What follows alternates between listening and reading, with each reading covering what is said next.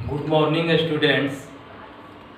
आज फिजिक्स में प्रकाश का परावर्तन हम पढ़ा रहे हैं, जिसमें प्रकाश के परावर्तन में बहुत सी चीज़ें, बहुत से प्रकाश के बारे में, दर्पण के बारे में, इसके अलावा उसमें F=R/2 कैसे सिद्ध किया जाता है इसके बारे में भी वीडियो बना चुका हूँ। इसके अलावा अवतल दर्पण में विभिन्न दूरियों पर रखी वस्तु का प्रतिबिंब, उत्तल दर्पण के बारे में, उत्तल दर्पण का उपयोग, अवतल दर्पण का उपयोग, ये सब बारे में मैं बता चुका हूँ। अब इस चैप्टर का अब लास्ट चल रहा है, जिसमें आज हम लोग निर्देशांक चिन्ह परिपाटी पढ़ेंगे। इसके बाद दर्पण सूत्र है। दर्पण सूत्र क्या है? 1/v + 1/u = 1/f। इसके बाद आवर्धन, और आवर्धन के बाद ये पाठ समाप्त हो जाएगा। उसके बाद इसका न्यूमेरिकल जो आंकिक सवाल होता है उसको हल करेंगे, इसके वस्तुनिष्ठ प्रश्नों को हल करेंगे और एनसीईआरटी से आधारित जो भी क्वेश्चन हो और इस सवालों को हल करेंगे। यदि आप लोग ध्यान से रेगुलर वीडियो देख रहे होंगे तो एक एक सवाल का हल आपको याद हो जाएगा। आप एक एक सवाल भी ध्यान से देखिएगा, हर चीज़ का ध्यान हो जाएगा। आप लोग इसके जो भी वीडियो आप लोग इसके पहले नहीं देखे हैं तो इसके डिस्क्रिप्शन बॉक्स में आप लोग जाकर उसके लिंक से सब्सक्राइब कर लीजिएगा, आपको सभी वीडियो मिल जाएगा। इसमें आज देखिए, आज हम लोगों को पढ़ना है निर्देशांक चिन्ह परिपाटी। निर्देशांक चिन्ह परिपाटी, इससे सवाल जो है ये निर्देशांक चिन्ह परिपाटी के बारे में नहीं पूछा जाता है, जबकि इससे कौन सा चिन्ह क्या होता है, इसका दर्पण सूत्र सिद्ध करने में, इसके अलावा न्यूमेरिकल बनाने में, इससे वस्तुनिष्ठ प्रश्न, ये सब आता है।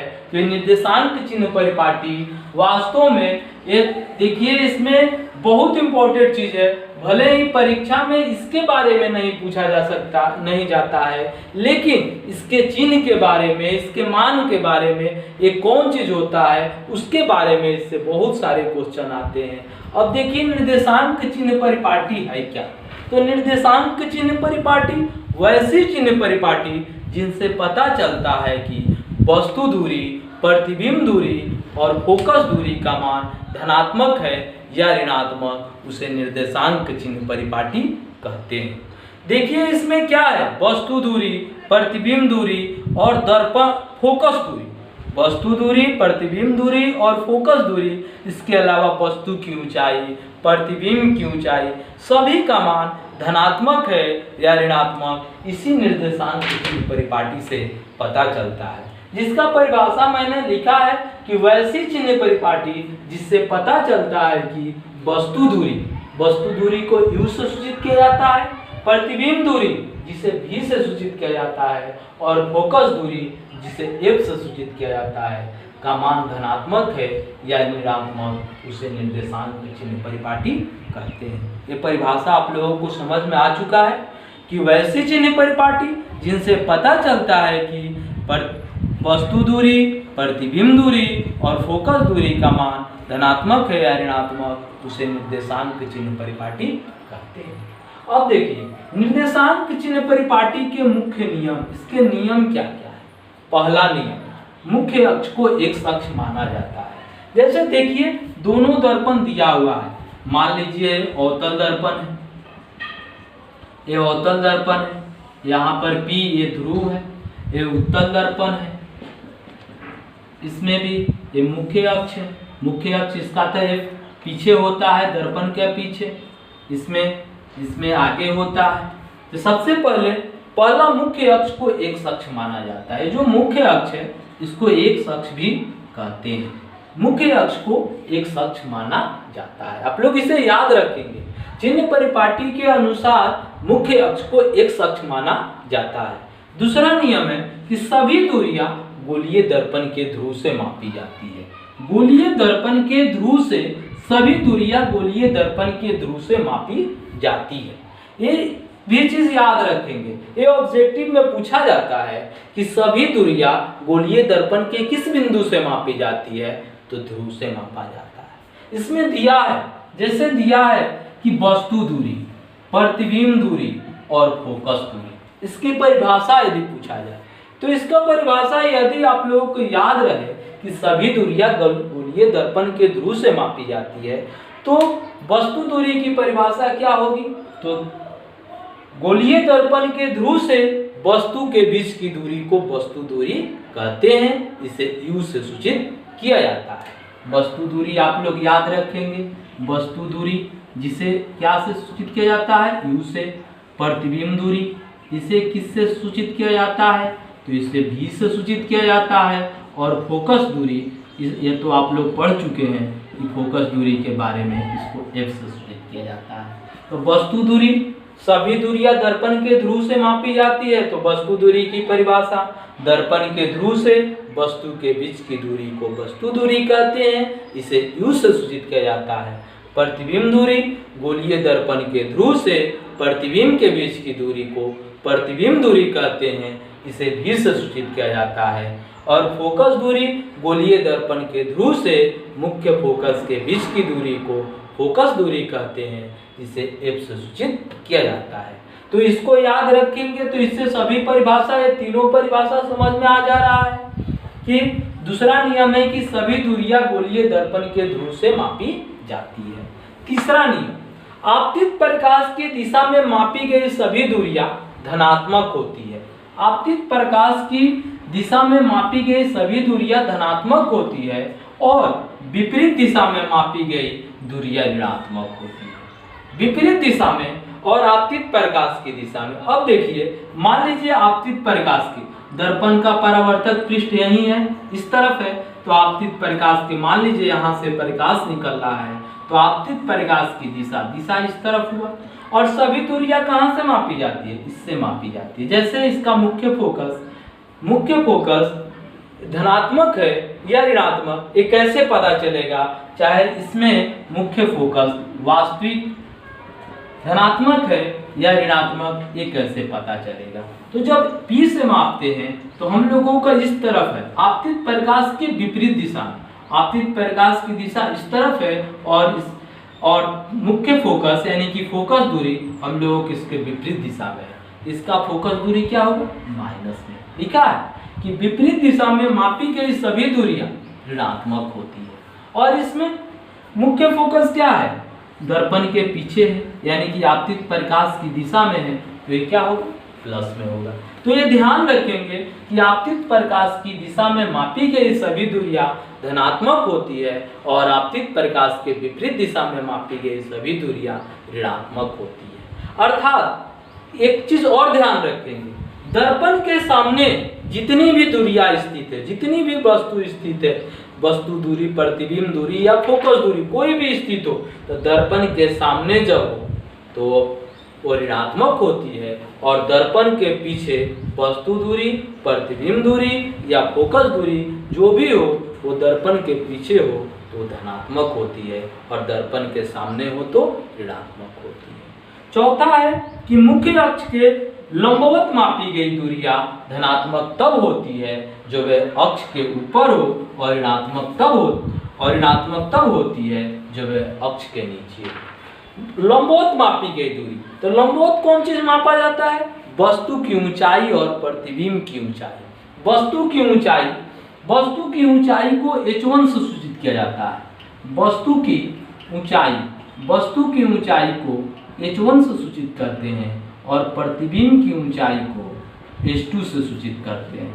प्रतिबिंब की ऊंचाई को h2 से सूचित करते हैं। वस्तु की ऊंचाई h1 और प्रतिबिंब की ऊंचाई h2। तो वस्तु की ऊंचाई जब h1 है और प्रतिबिंब की ऊंचाई h2 है, तो जब लंबवत वस्तु यहाँ पर लंबवत है, मान लीजिए वस्तु लंबवत है, यदि अक्ष के ऊपर हो तो धनात्मक और यदि अक्ष के नीचे हो तो ऋणात्मक। याद रहेगा, मुख्य अक्ष के लंबवत मापी गई दूरियां धनात्मक तब होती है जब वह अक्ष के ऊपर हो और ऋणात्मक तब होती है जब वह अक्ष के नीचे हो। अब देखिए, इससे जैसे याद रखिएगा कि दर्पण के सामने स्थित दूरियां ऋणात्मक होती है और दर्पण के पीछे धनात्मक, और लंबवत रखी गई दूरियां अक्ष के यदि ऊपर हो तो धनात्मक और अक्ष के नीचे हो तो ऋणात्मक। मान लीजिए यहाँ पर हम लोग लिख रहे हैं जैसे अवतल दर्पण, ये चिन्ह को याद रखिएगा, अवतल दर्पण और इसके नीचे उत्तल दर्पण, उत्तल दर्पण। जैसे इसमें चिन्ह देखिए, मान लीजिए इसमें चिन्ह दिया हुआ है, जैसे इसमें चिन्ह क्या है कि वस्तु दूरी, प्रतिबिंब दूरी, फोकस दूरी, ये सब दिया हुआ है, और वस्तु की ऊंचाई और प्रतिबिंब की ऊंचाई ये सब दिया हुआ है। आप लोग हमारे चैनल को लाइक, शेयर और सब्सक्राइब भी करते रहिएगा। और आगे हम लोग बता रहे हैं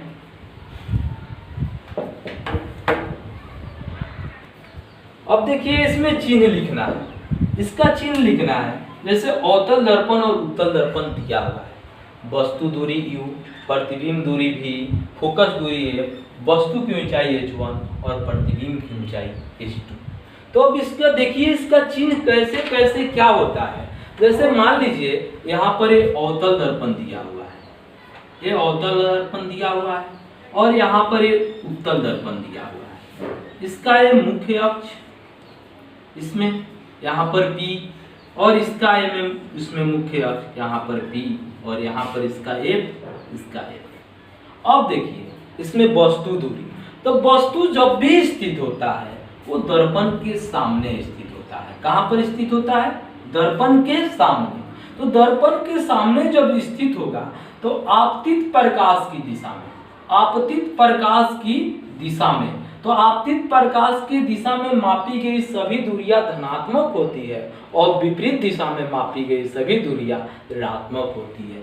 तो P से जब मापेंगे तो इस तरफ जब मापेंगे तो ये ऋणात्मक होगा, विपरीत दिशा में माप रहे हैं, इसमें भी विपरीत दिशा में माप रहे हैं। तो अवतल दर्पण हो या उत्तल दर्पण हो, वस्तु दूरी दोनों में ऋणात्मक होती है, दोनों में ऋणात्मक होती है। अब देखिए प्रतिबिंब दूरी, प्रतिबिंब दूरी तो आप लोगों ने अवतल दर्पण में पढ़ा है कि विभिन्न अवतल दर्पण के वीडियो मैंने बना के डाला हूं कि अवतल दर्पण में विभिन्न दूरियों पर रखी वस्तु का प्रतिबिंब, जिसमें एक में दिया हुआ है कि अवतल दर्पण में उस वस्तु का प्रतिबिंब दर्पण के पीछे बनता है। जब वस्तु मुख्य फोकस और ध्रुव के बीच स्थित हो तो इसका प्रतिबिंब दर्पण के पीछे, और जब वस्तु ध्रुव पर भी स्थित हो तो उसका प्रतिबिंब दर्पण के पीछे बनता है। यानी कि ध्रुव पर ही बनता है तो दर्पण के पीछे ही मान लीजिए। तो जब दर्पण के पीछे बने तो प्लस में, या इसलिए कि आपतित प्रकाश की दिशा में है, और जब दर्पण के सामने बने तो दर्पण के सामने बने तो आपतित प्रकाश की विपरीत दिशा में, इसलिए अवतल दर्पण में प्रतिबिंब दूरी माइनस और प्लस दोनों होती है। और उत्तल दर्पण में, उत्तल दर्पण में तो कहीं पर भी वस्तु स्थित हो उसका प्रतिबिंब दर्पण के पीछे ही बनता है। इसका भी मैंने एक वीडियो उत्तल दर्पण में के बारे में डाल चुका हूं कि उत्तल दर्पण की उसमें परिभाषा, उत्तल दर्पण में बने प्रतिबिंब की स्थिति और उत्तल दर्पण का उपयोग क्या है और क्यों किया जाता है, इसके बारे में आप लोग डिस्क्रिप्शन बॉक्स में जाकर उस पर लिंक पर सब्सक्राइब करिएगा तो आपको उत्तल दर्पण के बारे में भी वीडियो मिल जाएगा। अब देखिए तो उत्तल दर्पण में प्रतिबिंब हमेशा दर्पण के पीछे बनता है, यानी कि आपतित प्रकाश की दिशा में, तो ये क्या होगा प्लस। और फोकस दूरी, अब देखिए अवतल दर्पण का मुख्य फोकस वास्तविक दर्पण के सामने होता है, तो दर्पण के सामने होगा तो माइनस में, और उत्तल दर्पण के फोकस दूरी यानी कि मुख्य फोकस दर्पण के पीछे होता है। इसका पीछे क्यों होता है? तो गोलीय दर्पण खोखले गोले का एक भाग होता है, इसी को काट कर ही अवतल दर्पण और उत्तल दर्पण बनाया जाता है। तो गोलीय दर्पण का जो केंद्र होता है, खोखले गोले का जो केंद्र होता है, वही गोलीय दर्पण का वक्रता केंद्र होता है। इसलिए उत्तल दर्पण का मुख्य फोकस दर्पण के पीछे होता है। जब पीछे होता है तो ये हो गया प्लस में। ये 3 नंबर जो है इससे याद रखेंगे कि आपतित प्रकाश की दिशा में मापी गई सभी दूरियां धनात्मक होती है और विपरीत दिशा में मापी गई दूरियां ऋणात्मक होती है। अब चलिए वस्तु की ऊंचाई और प्रतिबिंब की ऊंचाई अवतल दर्पण और उत्तल दर्पण में क्या होगा। तो ये 4 नंबर से है कि मुख्य अक्ष के लंबवत मापी गई दूरियां धनात्मक तब होती है जब वह अक्ष के ऊपर हो और ऋणात्मक तब होती है जब वह अक्ष के नीचे हो। तो वस्तु किसी भी दर्पण में हम सीधा ही रखते हैं, एकदम सीधा रखते हैं। तो जब मुख्य अक्ष के ऊपर हो तो क्या होती है, मुख्य अक्ष के लंबवत मापी गई दूरियां धनात्मक तब होती है जब ये अक्ष के ऊपर हो। तो वस्तु तो किसी भी दर्पण में रखेंगे तो अक्ष के ऊपर ही रखेंगे, इसलिए वस्तु की ऊंचाई हमेशा दोनों में प्लस। और यदि मान लें हम वस्तु नीचे भी रख सकते हैं, उल्टा भी रख सकते हैं, जब उल्टा रखेंगे तो उसका ऊंचाई माइनस होगा, और जब ऊपर रखे हैं तो क्या होगा, प्लस। और प्रतिबिंब की ऊंचाई, तो देखिए इसमें प्रतिबिंब की ऊंचाई में अवतल दर्पण में आप लोग उस वीडियो को ध्यान से देखिएगा जिसमें दिया हुआ है कि अवतल दर्पण में विभिन्न दूरियों पर रखी वस्तु का प्रतिबिंब। तो ये आसानी से और आसानी से समझ में आ जाएगा। इसमें दिया हुआ है कि वस्तु वास्तविक भी बन रहा है और काल्पनिक भी बन रहा है। तो वास्तविक प्रतिबिंब बनता है तो उल्टा बनता है, और काल्पनिक प्रतिबिंब बनता है तो सीधा बनता है। यानी कि इसके उल्टा, जब उल्टा मुख्य अक्ष के नीचे बनेगा तो माइनस में, और जब ऊपर बनेगा तो प्लस में। तो इसमें दोनों स्थिति आता है, यानी कि मुख्य अक्ष के नीचे भी प्रतिबिंब बनता है और ऊपर भी बनता है, इसलिए इसका प्रतिबिंब की ऊंचाई माइनस और प्लस दोनों होगी। और उत्तल दर्पण में, तो उत्तल दर्पण में तो कहीं पर भी वस्तु स्थित हो तो इसका प्रतिबिंब हमेशा दर्पण के पीछे काल्पनिक सीधा और वस्तु से छोटा बनता है। तो क्या बनता है, सीधा। तो सीधा बनेगा यानी कि अक्ष के ऊपर बनेगा, जब अक्ष के ऊपर बनेगा तो क्या होगा, प्लस होगा।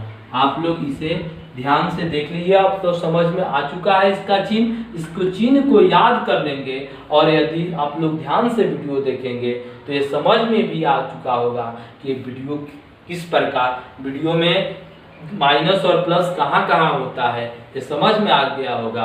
आप लोग इस चिन्ह को याद रखेंगे, इसलिए इससे दर्पण सूत्र भी सिद्ध करना है, उसके अलावा आवर्धन सूत्र भी सिद्ध करना है, और इससे न्यूमेरिकल भी बनाना है। इस चीज में इस चिन्ह का वैल्यू बहुत अधिक होता है।